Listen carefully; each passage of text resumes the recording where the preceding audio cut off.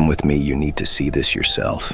That's what the security supervisor said. Not loud, not dramatic, just low enough that it felt like a private warning instead of a public accusation. And I remember thinking how strange it was that my first instinct wasn't panic, it was annoyance, because I'd had a long day and the only thing I wanted was to get the last few things on my list and drive home to quiet, to dinner, to the version of my life that still made sense. My wife had wandered a few aisles over in the upscale department store while I stood at the fragrance counter paying for the gift set she'd pointed at like it was an innocent want her phone to her ear with that familiar half-turn of the body that says, "I'm listening, but I'm also watching you," and I didn't question it because after 15 years you stop interrogating every vibration and every whispered one. Second, you let the marriage do what it's been trained to do, carry you forward on routine. The supervisor, an older guy, with a neatly clipped gray mustache and the kind of posture you get from decades of being the person who has to step in when people don't behave, didn't ask me to confirm my name, didn't flash a badge, didn't do any of the formalities that would have made this feel official. He just asked a single question like he already knew the answer and wanted to hear whether I'd lie for her without realizing it. And I looked where he nodded and saw my wife near the corridor that led toward the fitting room's phone, still up, shoulders angled, smiling at something that was clearly not a joke meant for public air. And I confirmed she was my wife, expecting him to tell me she'd dropped something or a cashier needed a signature, or maybe stupidly, maybe she'd been suspected of something petty because my mind could handle petty. What my mind couldn't handle yet was betrayal wearing a familiar face. He didn't explain, just gestured with 2 fingers like a man waving me into a storm shelter, and I followed him. Through a staff door, past racks of returns and shelves of lost and found, into a cramped security office that smelled like old coffee and warm electronics. A wall of monitors flickered with different angles of the store, handbags, jewelry, escalators, cosmetics, the front entrance, and then the fitting room hallway, and the supervisor pointed at the screen without looking at me again because he didn't want to witness my reaction. He just wanted to deliver the package and leave on the monitor. My wife stood close to a column near the fitting room entrance phone, held like it was a secret she was feeding, and a man stepped into frame, tall, dark jacket, confident in the way men are when they've never had to pay for their confidence. And he didn't approach her like a stranger asking for directions. He approached her like a continuation of a conversation that had been happening for weeks. He leaned in close enough that their foreheads almost aligned, and she laughed, soft, intimate, the laugh she used to give me back when we still went out on weeknights and kissed in parking lots like we were younger than our responsibilities. His hand lifted, not even fully touching her, just hovering near her elbow with the familiarity of someone who knows he's allowed, and then she did something so small that it felt like a hammer. She turned her wrist and let her fingers brush his, and it wasn't the brush that broke me. It was the ease of it. Like her body had rehearsed the movement so many times it no longer required thought, the supervisor said, almost apologetic, and I could tell he'd watched longer than he wanted, long enough to be sure this wasn't a misunderstanding, long enough to recognize patterns that don't belong to loyal people. I didn't speak because if I spoke, I might ask a question I wasn't ready to have answered, and I've learned that a man in shock will beg for comfort from the very person who's hurting him instead.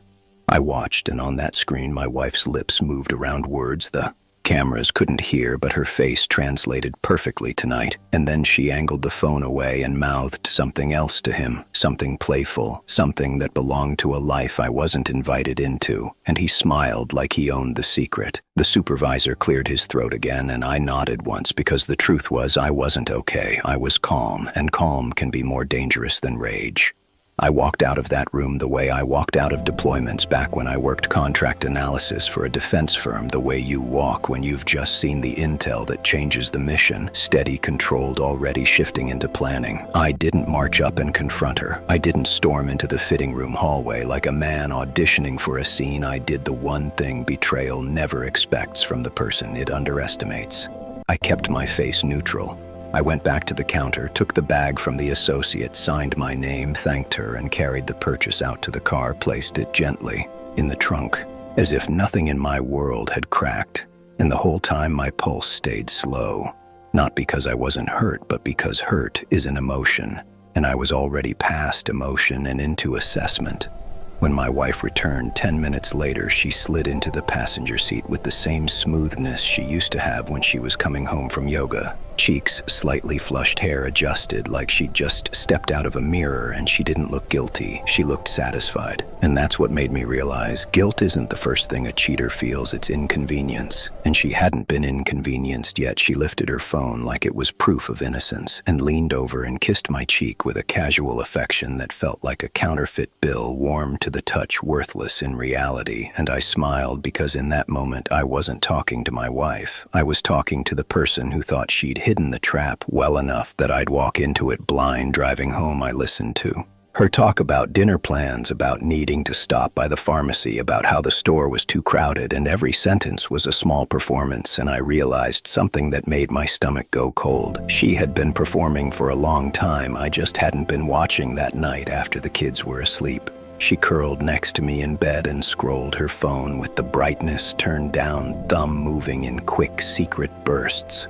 And when she set it on the nightstand, she placed it face down like a habit, and when I rolled over, she shifted the phone closer to her side like it needed protection from me. And that's when I started my first rule: I will not confront without control at 3 a.m. while she slept. I got up quietly and sat at the kitchen table with a notebook, paper, not digital because paper doesn't leave trails, and I wrote a timeline from memory: the first time she started working late, the sudden gym membership she never used for sweating the charity committee meetings that produced no flyers, no emails, no stories with names. I wrote down every day she'd come home smelling like a different soap, every time she'd showered immediately after running errands, every time she'd snapped at me for asking normal questions. I didn't write it like a diary. I wrote it like a case file, because if you treat betrayal like a mystery, you can solve it. But if you treat it like a tragedy, you'll drown in it the next morning. I called in sick. Not because I was sick, but because I needed time to build the scaffolding before I tore down the wall. I reached out to a friend I hadn't spoken to in months, Malik, who made his living pulling truth out of devices for attorneys and corporations, the kind of digital forensics consultant you call when you don't want guesses, you want timestamps. And when he answered, I didn't say anything that would invite sympathy. I requested a data recovery and a cloud audit on a family device set, and needed it clean by lunchtime. I'd created an excuse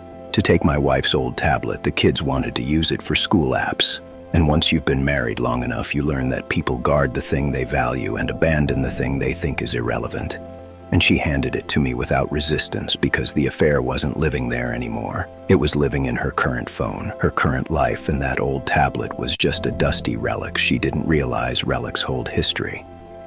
By the next evening, Malik sent me a folder of recovered fragments that felt like shards of glass. Deleted messages synced through an old account location, services pings, cached images there.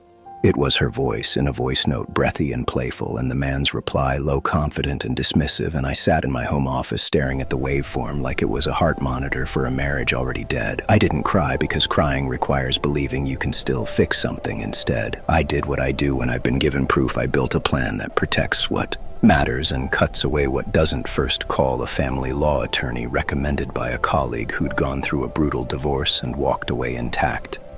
She didn't ask for gossip.